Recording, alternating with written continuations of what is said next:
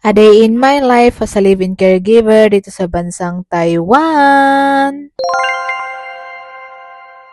Ni hao mga kapengyo! Ngayong araw, halika't samahan niyo ako para lumabas. Bago ang lahat ay syempre mag-prepare muna tayo dahil malamig sa labas. After 2 weeks nga ay ngayon lang ako makalabas dahil meron na yung kasama ko na magbantay sa dalawang matanda. Hindi nga ako makakalabas-labas dahil sa sitwasyon ng aking alaga. Kahit meron yung anak niya, ay hindi ko pwedeng iwanan dahil may trabaho sila at natatakot din siya na asikasuhin ang kanyang ama.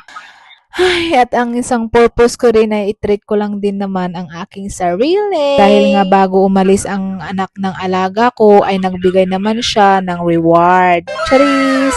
At ito nga at isi-share ko yung nakaka-touch na message na with that envelope. Bago niya nga binigay sa akin yun ay marami siyang sinabi sa akin na hindi ko rin naman akalain. Naakala ko nga ay hindi nga nila ako ino-observe sa mga ginagawa ko.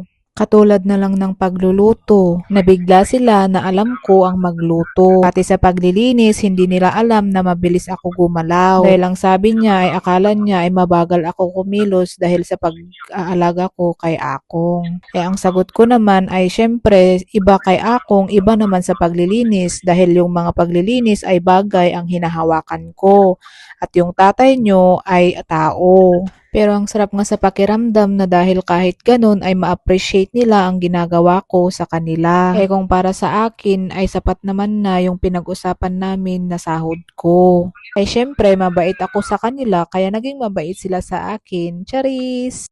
At eto na nga at inuna ko na bumili muna ng sini Akong. Kay mas malayos kaysa sa bibilhan ko ng aking mga pagkain. KFC din sana nga ako pupunta kaso ang layo-layo. Pero okay lang dahil kailangan ko pang bumalik dahil hindi naman pwede na iasa ko sa kasama ko ang alaga ko. Ngayon nga at naging milk tea at fried chicken na lang ang nabili ko. Charan! Ayan na ang aking milk tea. Ang sarap lang sa pakiramdam na nabibili ko na rin ang mga gusto ko na hindi ko mabili-bili noon. At eto na nga, at huli ko nang binili ang fried chicken dahil malapit lang ito sa bahay ng amo ko. Charan! Eto na ang fried chicken. Yun lang, maraming salamat.